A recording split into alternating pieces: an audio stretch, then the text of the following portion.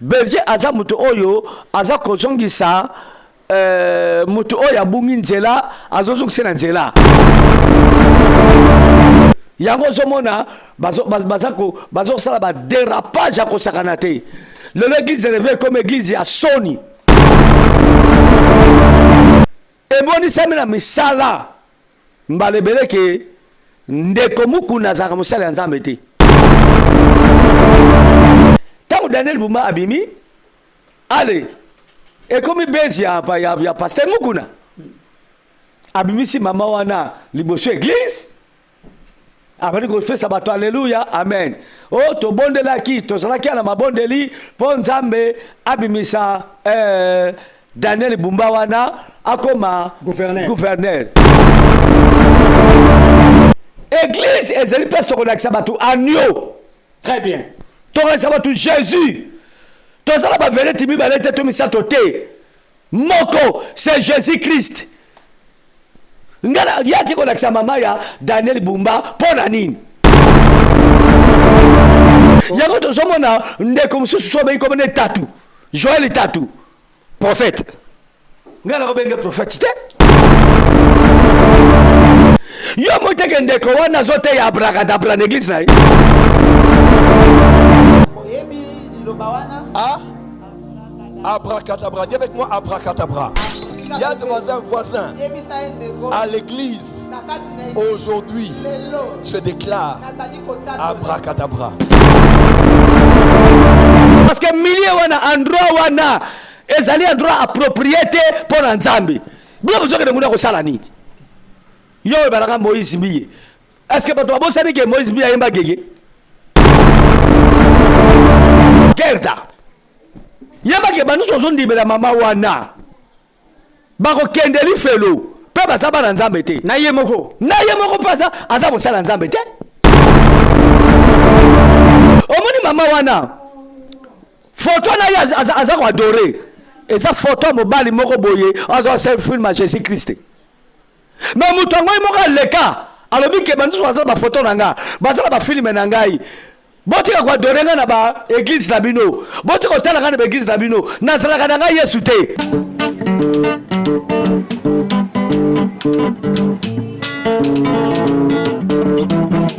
Ciel ouvert, lève-moi nique mon Nzambe monani loboko na tata ese mwami likola baninga mina ye. Ciel ouvert,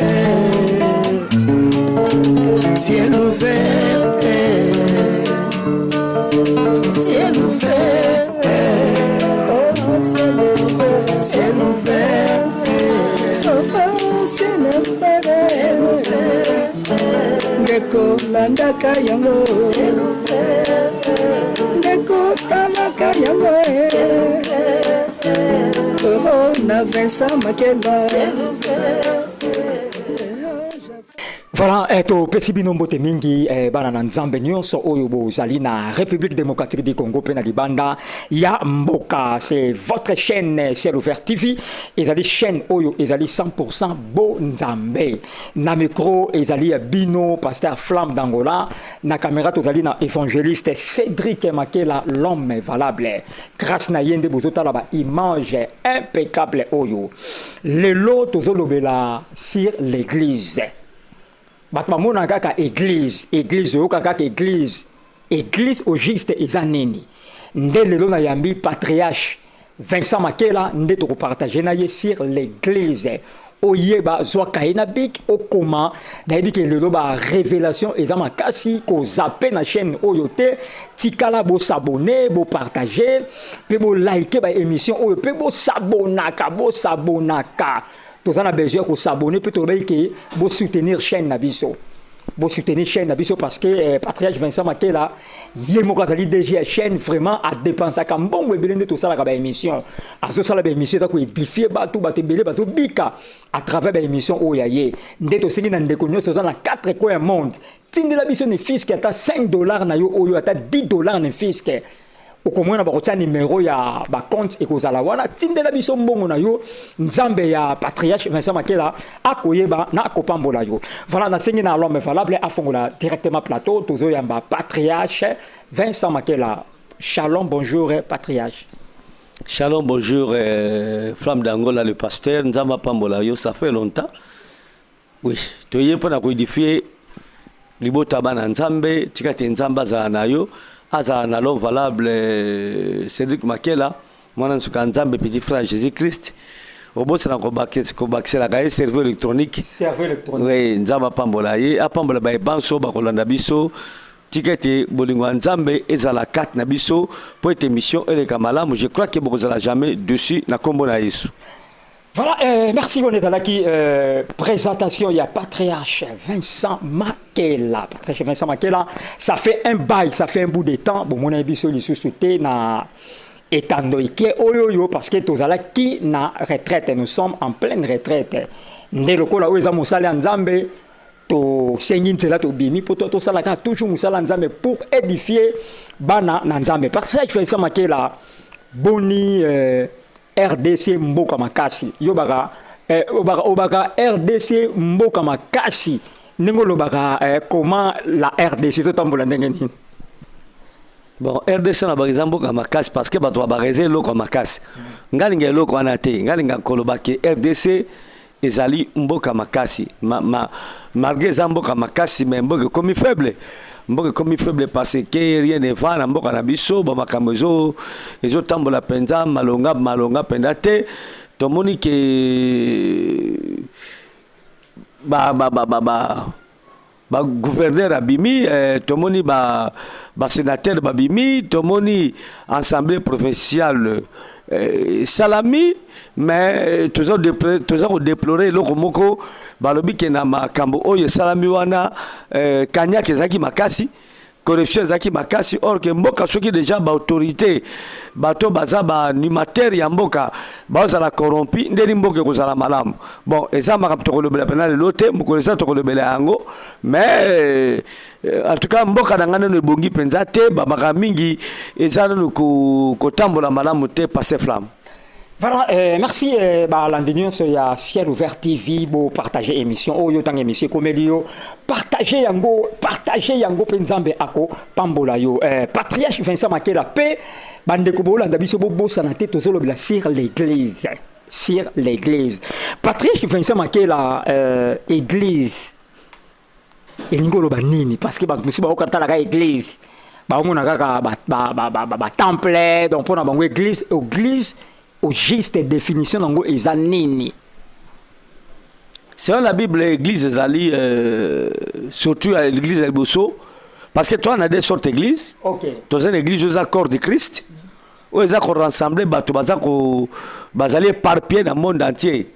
Donc les églises universelles quoi, les églises oyo ils ont rassemblé bano so ba ndimela Yesu Masi ya 4 na solo basela kankolo ba gumba melakaye bazana 4 églises ba bengi comme nango corps de Christ église wana eza munene tellement trop parce que maintenant so monde entier bazana 4 églises wana tozana deuxième sorte ya église oyo ezali l'église oyo eza lokola tobengo nini l'église bâtiment. OK.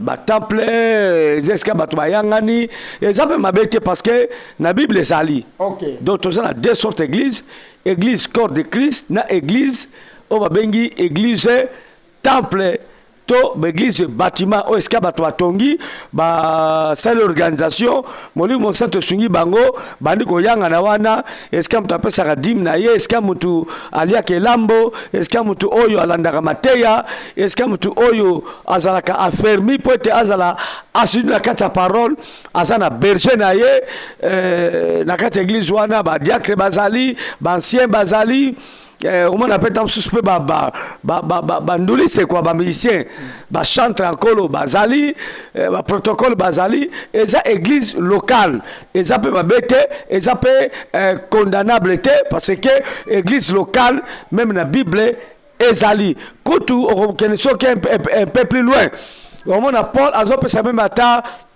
mbote na beglise eza na bandako ya bato. Okay. Napesi mbote na église oyo ezali koyanga na ndako ya mutu songolo. Très bien. Donc somona donc eza mabe te, bato babaki église bâtiment ezaka mabe, eza mabe te. Sauf nde bato nde bakomi mabe na kati ya église bâtiment wana bakomisi yango bamagablo na bango yango ne perdre sens na yango église. Voilà. Voilà, merci Patriarche. Lentement et sérieusement, tous les l'église. Tout le monde qui est vraiment attentif. Olanda émission Oyo Penzambe Ako Pambola yo. Patriarche Vincent Makela, Tolobi rôle. Peut-être rôle, il y a une église. Rôle, il y a une église, c'est ça nini. Église, c'est ça la parole belé. Église, c'est ça un rôle.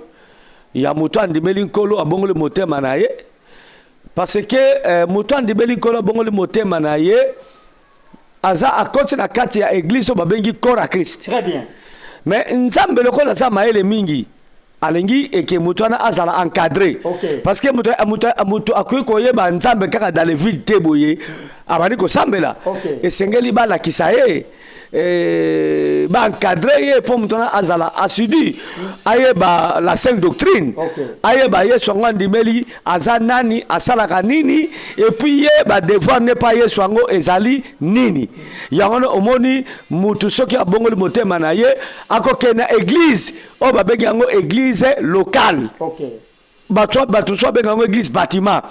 Kuna nde pasteur mutu na kozana berger. Okay. Berger abengi comme na ye pasteur. Très bien.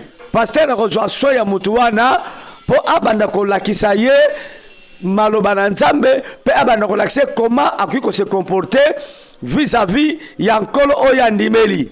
Donc rôle l'église ezali ko encadrer bato babongoli motema po ete batambola malamu na bunzamba yango. Rôle l'église ezali bato baya na kati na yango babongola mitema. Rôle l'église ezali ya kosunga même atamboka et se développer. Très bien. Parce que l'église peut que développer mboka. Okay. Par rapport na conduite na makambu ba makambu oyo nzambe atika tsango to bosa la teke église et ko sala makamba minene o lete ko sala te. OK. Ozomona. Okay. Donc église ko bongolisa muto azaki muyibi azaki ndumba azaki assassin azalaki mutu mabendo kitonini parce que l'état ko bongolisa ndokite.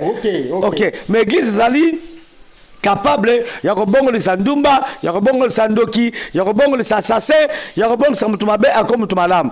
Voilà rôle l'église et ça peut contribuer na développement ya mboka pour être mboka batu mabe ba ataba kosila te mais bato mabeba balonga quand même na mboka. Voilà. OK, voilà. Merci Patriarche Vincent Makela tozolanda yo.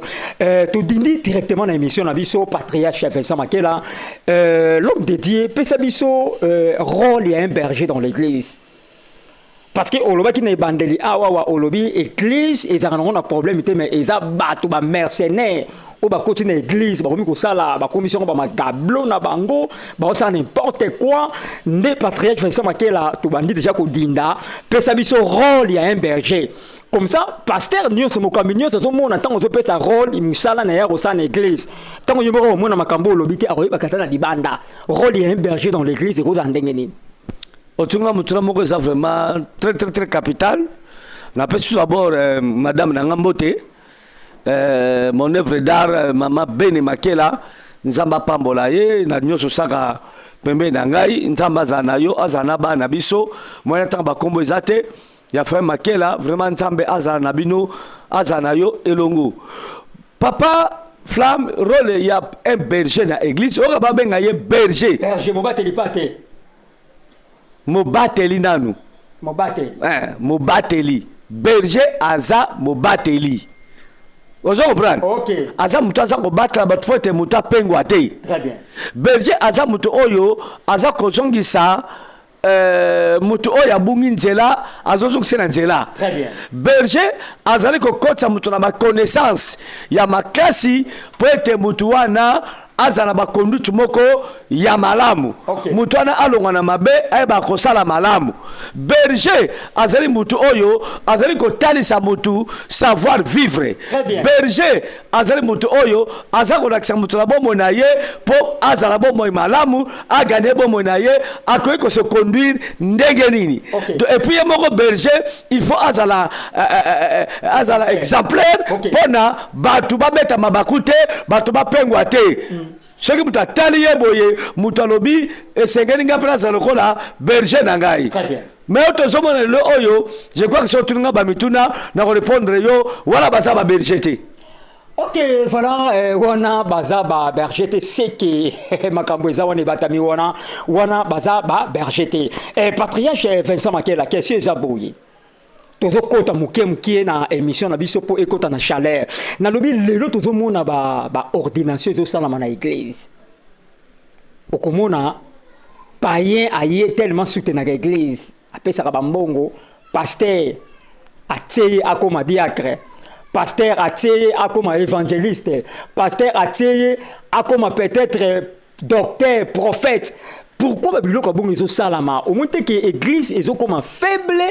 Parce que bateau ba bongi te na eloko wana bazo tia bango. Pourquoi ba biloko bongo ezo salama? Mais yo mongo pesi réponse te.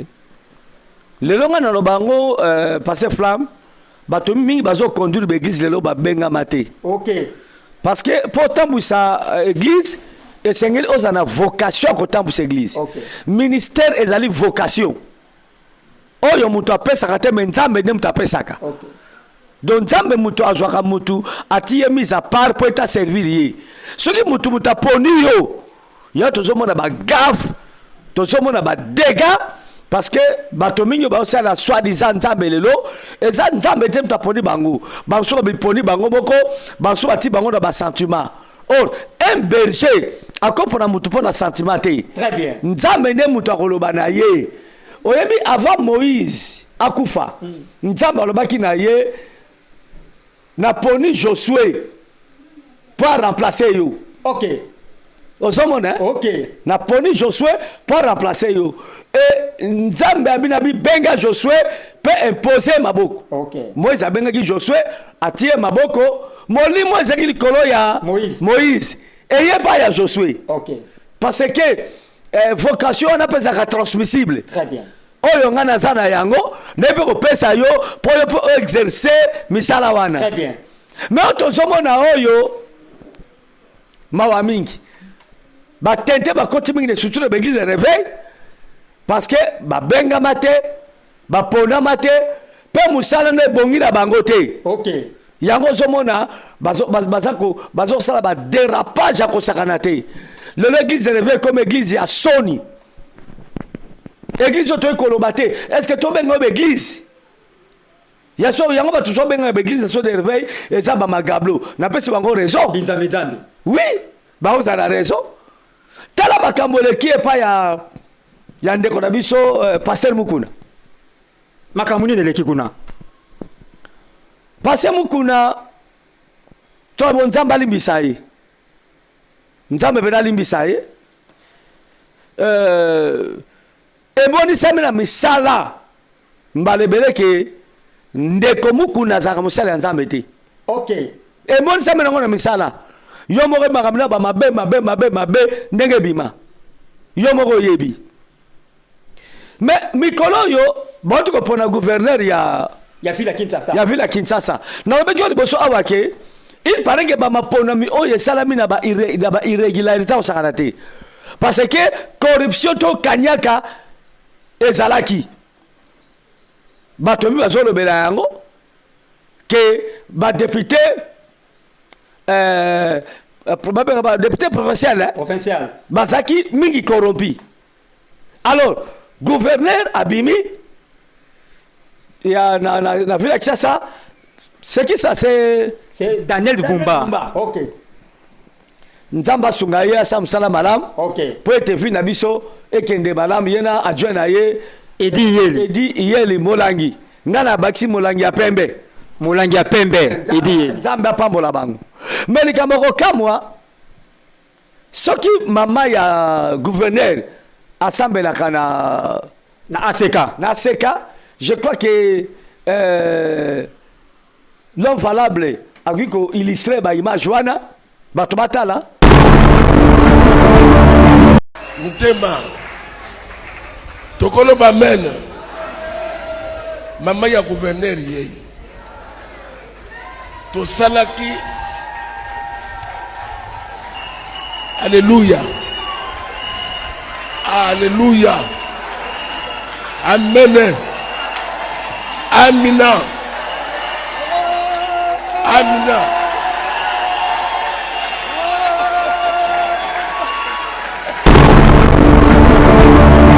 tango Daniel Bumba abimi allez et comme bezi ya pasteur Mukuna abimi si mama wana liboso église abani ko fesa bato alléluia amen oh to bondela ki to zalaki na mabondeli po nzambe abimisa Daniel Bumba wana akoma gouverneur mais passé flamme ngana ko tuno mo mutuna moko malgré mtoto na bamituna est-ce que gouverneur abimi kaka na Kinshasa ma part na province nyonso na province nyonso mais oui bongo babino ba province wana pasteur ni abondeli po bango po koma gouverneur toyoki yango pete tomoni pete bongi pete bomoni te oui donc akango a Kinshasa abimi po na Mukuna abondelaki na mama na ye mais ngai soki nayebi ke soki Daniel Bumba abimi eza to na bo po na IDPS ok eza po na union sacrée ok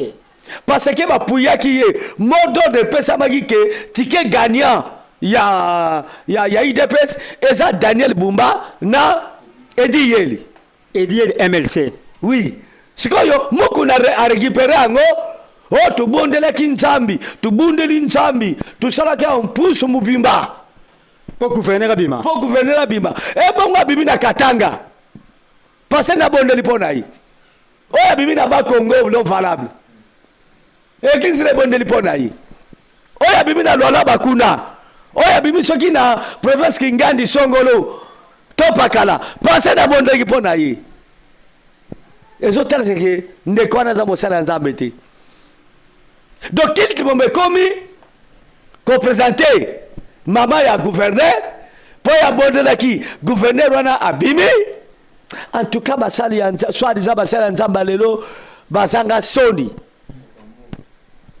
soni penza bazok sankole swasi ya pasi est-ce que eloko asala ki l'église wana et pesi sali na batu est-ce que édifier batu na nini mais batu bande ko sepela bato asamba na l'église baza ba ignorant baza bato ko keli felo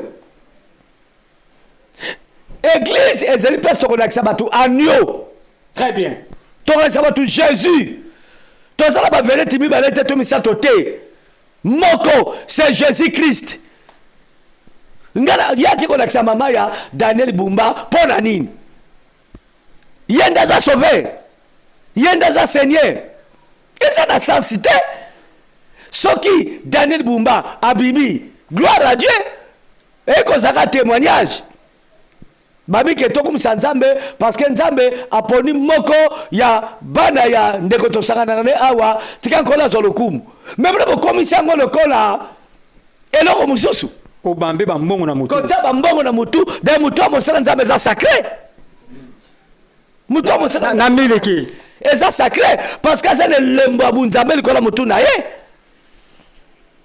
bakomi kobambe mbongo lokola bazoba bajibe to wera to fali to pe nani oyo frère Gola to Fabrigas mais bandeko biloko leko sala ma l'église te non mande na kelo bate il faut de quoi se repartir église le comme lokola musiki 100 kilos et puis bato bazobeta maboko baza koacclamer bayebiteke bakoti na kati ya eloko babi komo nango abomination na kati église voilà parce que flamme eloko na keke koloba ok voilà bon partager émission oyo Mayatomo na Paris Mayamoto HK héritier Kasongo Jésus ti akala américain bon partager émission oyo je suis de Bruxelles voilà lentement et sérieusement patriarche Vincent Makela Tolobi, est-ce que cher et pesame na n'importe qui a matango facilement Non. Non, pourquoi il y a ça biso? Et puis c'est n'importe qui. Il faut oser tout d'abord. Il faut oser tout d'abord le ministère wana yako kambabatu. Yo tel magalbo soit cher ozali exemplaire, oza exemple o bato baki ko landa, bato ko baki ko ndimela Yesu, ba beta mabakute, ba pengwa te. Mais non n'importe qui abandi ko bata cher. Yako to somona ndeko mususu so be ko ne tatu. Joël tatu. Prophète. Ngala ko benga prophète. Ce sont les serviteurs d'iniquité. Mais accès panneau par-ci par-là. Bah on est besoin de la pouillette. Diable est venu pouiller, bah tu n'es pas le peine, ça va te belé. Yo moi t'es qu'un décor, on a zoté à bracadabra l'église là. L'église peut m'avoir répété. Alors bah que magie ça la ma bête, magie ça monde dans Zambé, tout simplement dengewana. Allez, bon le bas, abracadabra. L'église peut m'attendre ici. Abracadabra. Il pousse petit à petit les chrétiens vers la magie. Ce qu'il a eu de Dieu qu'il a corrompu. Les fétiches, la magie, c'est la puissance de Dieu. Il a osé dire que la magie c'est la puissance de Dieu. Il cherche à purifier la magie pour afin la faire accepter par les chrétiens. Quel apôtre avait-il enseigné ces choses? Joël Tatou, Simon le magicien du temps de la fin, ne parle pas le même langage que les apôtres du Seigneur. Et je vous dis, nous ne prêchons pas la magie, nous ne prêchons pas l'occultisme, nous ne prêchons pas d'autres formes de spiritualité, nous prêchons la Bible. Même dans la magie, généralement, il y a une expression connue de tous. C'est l'expression qui permet à un magicien, après avoir fait une certaine gestuelle, vous connaissez la fameuse phrase? Ah? Abracadabra. Dis avec moi abracadabra. Il y a devant un voisin à l'église. Aujourd'hui, je déclare abracadabra. Il enseigne des pratiques magiques et demande à ses fidèles de répéter. Il enseigne la magie et ses fanatiques répondent Amen.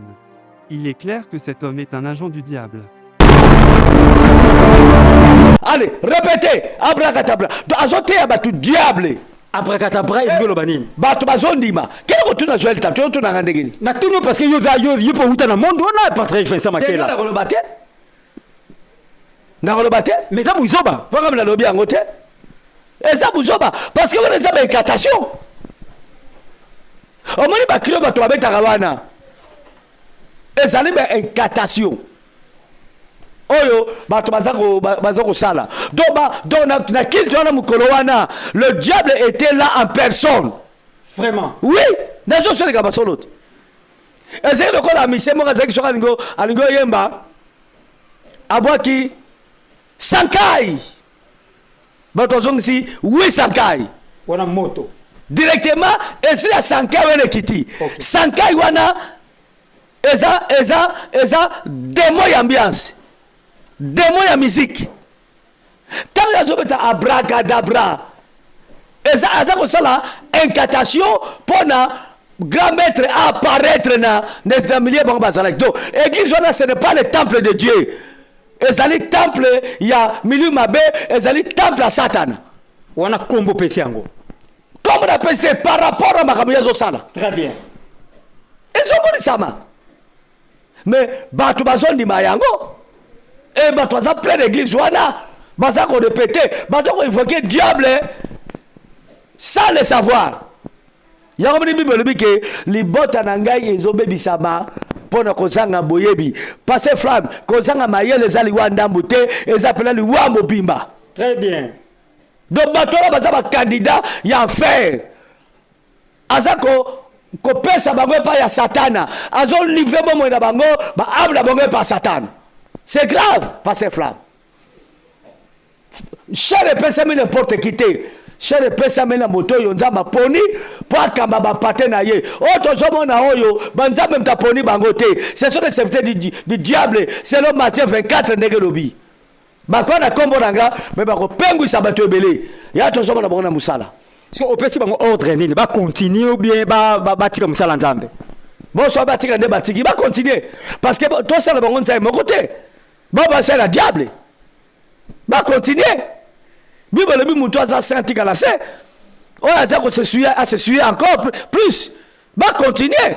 parce que bayebi eske bo baokende bayebi maître bazosalela nga na pekisa bango ndenge nini bango moko bapona maître wana bakontinue basalela ye mais suka na bango ezali voilà. Voilà, patriarche Vincent Makela tozolanda yo bo partager ba émission to ebisaki bino patriarche Vincent Makela na moi oyo kaka oyo pasteur Moïse Mbiye aobeta na stade de martyr pona lokumu nzambe azobeta miziki pona lokumu nzambe na moi oyo kolanda Mike Kalambai azobeta na stade de martyr olobi boni. D'ailleurs ce que tu as dit façon bazosela yango et pour le coup nzambe te parce que badora kanzambe ba sela kanzambe ba louange na église. OK, église est un endroit approprié oyo esengeli batu bagumba belanzambe pe basanzola ye ezala ba stade te. OK, ba stade na ba imana babeta kuna ba vita babeta kuna obi komba imana engelo banini obi frère komba imana DCP madani ke motema pembe obi yango matiti mabe mbana matiti mabe obi ko basoko matiti mabe. Pourquoi? Parce que les poko moko boye ba joyi imana ba soko benga bale ko benga ba so na bale boye bale joya côté bo basali ya ba soko mo dering matiti mabe yo comme vita le dauphin noir ba obi comme côté na ebi kombo wana tala sene so banganga basala ka catation na ba stade on di bangote o ka comme un certain morte temple des Awab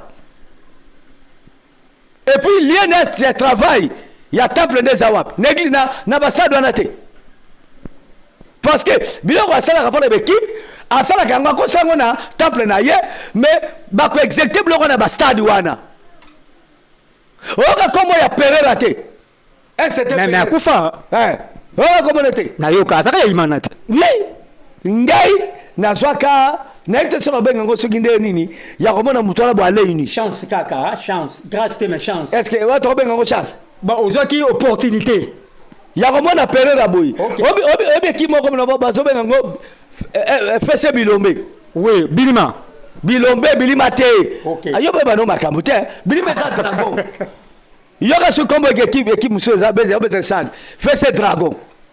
Oh, dragon ça ko symboliser diable. Dragon la ne bilima. Bilimat. OK. What's cause zaki bilombe. Bato ba makamba sport ya kalabayebi. Na mona na miso na ngai. Bilombe elingo beta championnat. Mutasela ba ko kisaka Pereira. Oui. Bati soso wana na sani. Pereira bina soso. Soko ninge équipe oyo. Et ma champion Koufa passé flamme ngana ko sakati pela temo makabeza solo so Koufi mamoko makila na ye et na sanuana ne pas bato bayebaki bilomba bimaka champion ya lifkin mutasa makabeza ka Pereira travaille match ya Coupe d'Afrique ya des rings. Quoi sera Coupe d'Afrique? Oui. Na Kenya. Basana équipe comme on a dit Breveries à Kenya. OK. Écoute c'est un entraînement na Brésil. Basali DD Awa. Na sa de martyr. Pera zo sa ba komita imana. On a fait yendi ba keko rongwa. Oui. Abibolia bosepela. Bolia. Bato ba monaki avant imana beta phase retour. Ba komita imana ki suri mana kwa coupe wana baza ba tozo de kwa coupe wana kuna para bango tozo na ngwa parce que pera rasira ki bango na ba preuve ya ba mystique. OK. Kozoka ba bitu imana taka équipe wana matuni da taka debi et puis na bango matuni di shora pas aza grand frère ngape ya quartier ya azova na tela ngana maluku 39 matuli shora tuli diaka ndeba komba zolo atili susu et puis troisième ezala ki ya maestro mbiyafanga ya kufra meza ki bakake ezeka ba bi mystique donc père rasela ba ki bazo o moni be stade wana eza parce que ba tranzemba ko kenda kate o na sali campagne kuna o na sali concert kuna bazo sala ngopo na nzambe te bible bato bakoka na nde basanganaka Ok. Bato bakendaka kuna bazabe bato biloko. Ok. National vérité. Ok. Bazabe bato biloko parce que milieu wana endroit wana ezali endroit approprié pour Nzambe. Bila besoin de muna ko sala nini. Yo balaka Moïse Mbiye. Est-ce que bato abosani ke Moïse Mbiye yemba gege?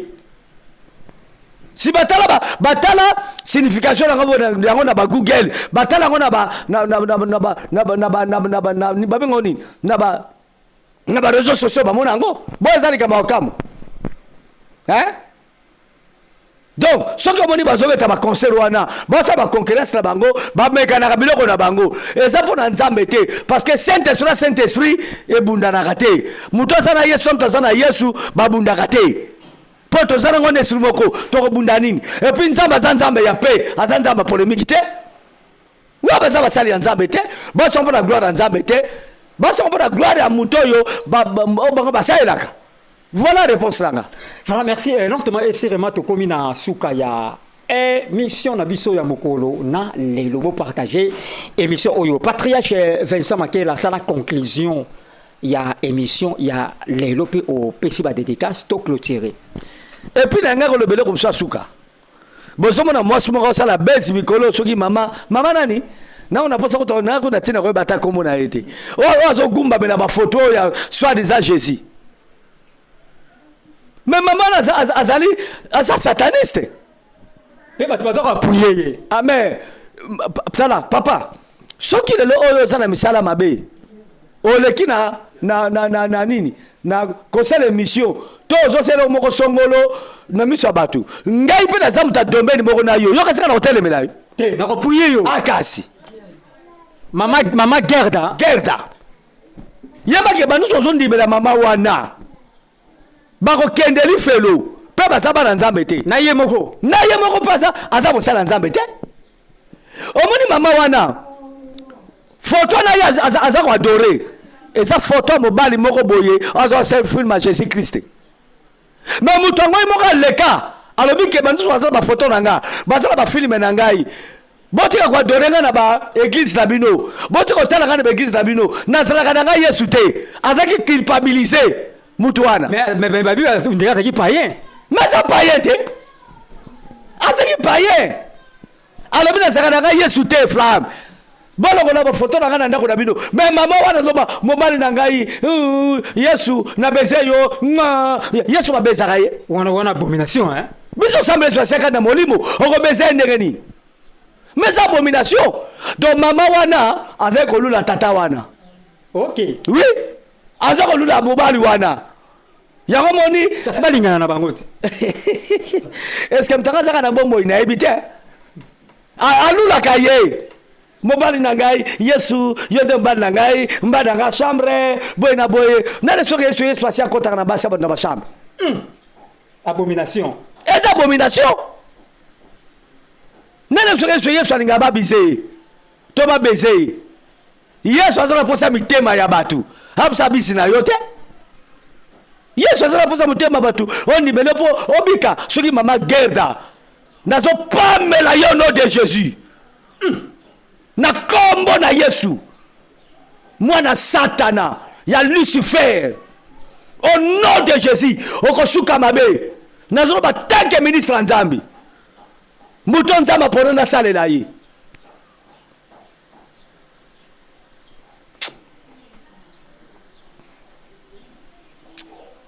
Nzamba kutana na yo ozo pengu sabatu et puis ba faible bazo ndima ye mwana mwasi moko impidique mobali na ngai Yesu mobali na ngai na Yesu mobali Yesu mobali no par rapport à quoi na nzelani soki na kote na ndaku na tali mobali na ngai wana na tali ozo kapata sonité mamu kolo lokola yo mwana satana au nom de Jésus encore une fois na telemeli yo bande komolanda yete asa mosali ya Nzambe te tala lelo oyo de l'église ezo sambwa mais que sambwa te parce que Jésus-Christ est le même hier aujourd'hui éternellement vraie église ko sambwa te amen voilà on a qui rezo sur l'angwana voilà ba dédicace pour notre clôturer ah na peska banusu balandi biso mbote bana ngo baza na États-Unis mbote na bino ba frère Lievin ba mama Gigi mwana nga nani Sylvie Kigalu Mwayuma frère Cédric Patrick Kamanda Jobo Bolibanda na kiti na Europe papa Edi évangéliste mwana Popi mama Nancy sœur Mati papa Nisse na kiti pepa ya mwana nga Brigitte Pangi Igeti Madelena Simao nzamba pambola yo Mimito Maduda excuse ma sœur nzamba pambola mbali na yo frère Yava na bosete mwana nango na bota Esther le diamant Esther mabengi le diamant noir makela nzamba pambolo na bokilo na ngai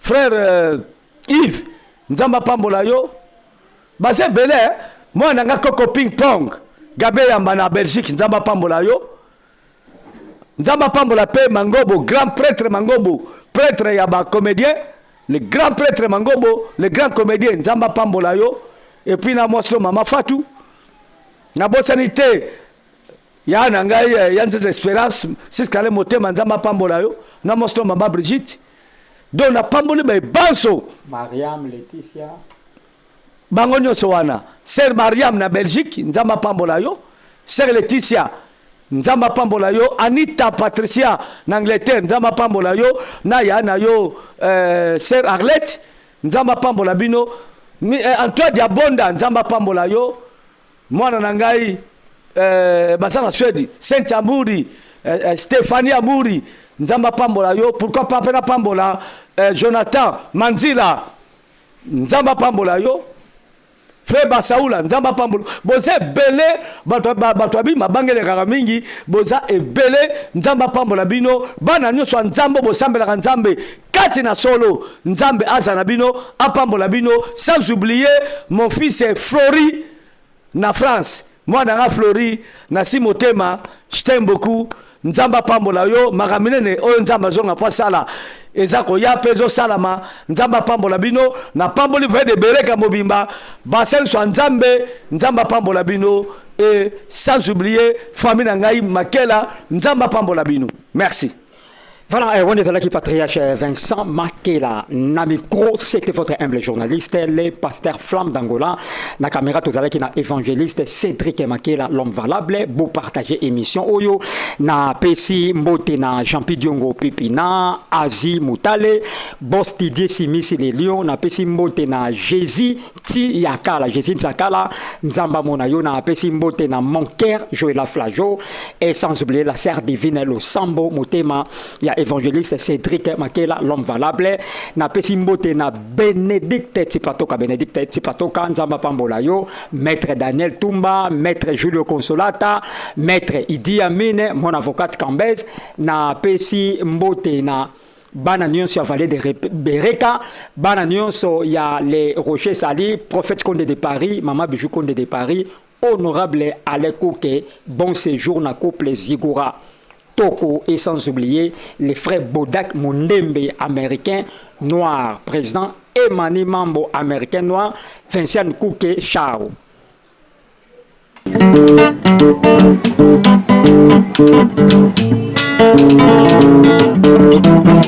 Ciel ouvert, lève-moi nike mona nzambe monani loboko na tata esemwa milikola balinga mina ye ciel ouvert